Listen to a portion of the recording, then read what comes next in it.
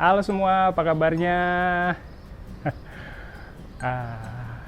Minggu kemarin saya sempat lihat kucing yang ada di depan rumah muntah. Terus waktu saya bersihin muntahan itu, di dalamnya saya lihat ada cacing. Saya cerita tentang itu ke teman saya yang pelihara banyak kucing. Terus dia bilang bahwa kucing yang muntah itu mungkin cacingan. Teman saya kasih obat cacing untuk kucing. Bentuknya cairan, jadi saya minumin pakai pipet. Minumin obat itu ke kucing agak susah sih. Tapi saya coba beberapa kali dan akhirnya bisa.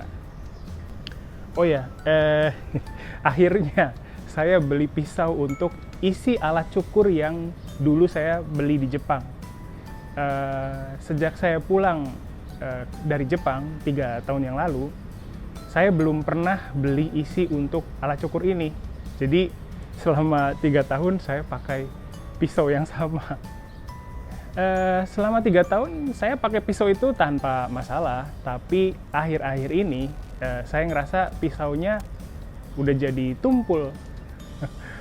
Alat cukur yang saya punya ini nggak dijual secara umum, jadi isinya agak mahal.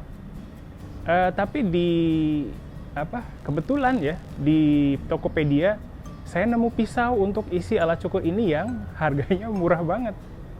Terus kemarin waktu saya mau belanja di supermarket langganan, saya lihat orang-orang scan sesuatu di depan supermarket sebelum mereka masuk. Saya pikir undian berhadiah, tapi ternyata semua orang scan barcode untuk aplikasi Peduli Lindungi.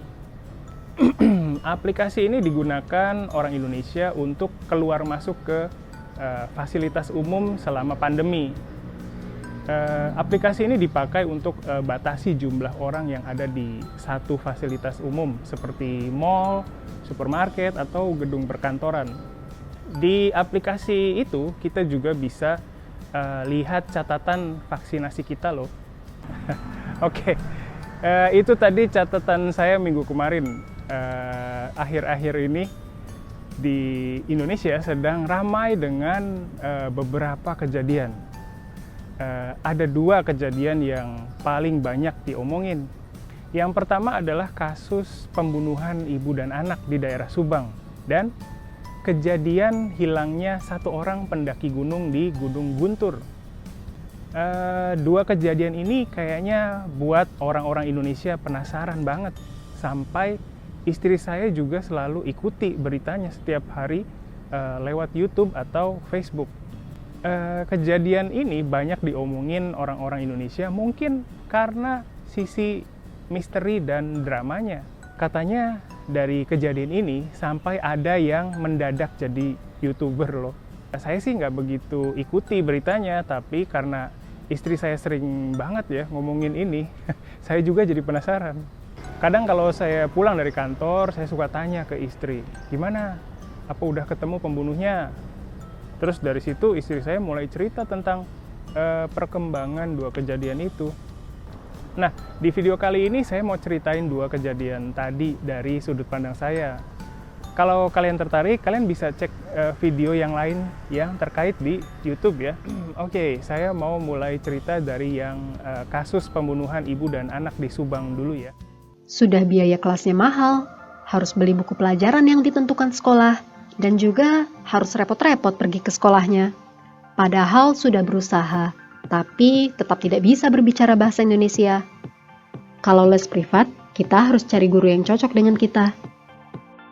Tapi ada juga guru yang tidak bisa berbahasa Jepang. Dan terkadang, kita harus membayar uang transportasinya juga. Lagi pula, bagi orang yang tinggal di desa, akan lebih susah untuk pergi ke sekolah. Banyak yang berpikir, asalkan kita sekolah atau les privat, kita akan langsung jadi bisa berbicara. Tapi itu salah. Apa boleh buat ya? Karena memang masih sedikit sekolah yang mengajar dengan sungguh-sungguh, berkualitas, dan memenuhi harapan. Kadang-kadang, ada hal yang tidak dimengerti dan gurunya tidak bisa menjelaskan dengan baik. Dan terkadang, murid hanya mempelajari buku yang ditentukan oleh sekolah, padahal tanpa guru pun bisa dilakukan. Maka dari itu, kita buat tempat di mana orang Jepang bisa belajar bahasa Indonesia. Inilah Japanesia Live College. Guru-gurunya memiliki level JLPT N2 ke atas. Kalian bisa belajar dengan laptop atau handphone di mana saja dan kapan saja. Bisa belajar tata bahasa, kepenulisan, lalu ada juga program free talk dan sebagainya. Pelajarannya diunggah ke website, jadi siapapun bisa menontonnya di waktu yang diinginkan. Dan tentu saja bisa diunduh agar bisa dilihat secara offline. Para murid bisa bertanya kepada guru kapanpun, agar bisa langsung memahami pelajaran yang masih sulit dimengerti. Tentu saja, kalau hanya lewat dunia maya, kurang bisa merasakan ikatan dan kebersamaannya. Maka dari itu, kadang-kadang kita adakan acara nongkrong ramah tamah antara murid-murid dan guru-guru Japanesia.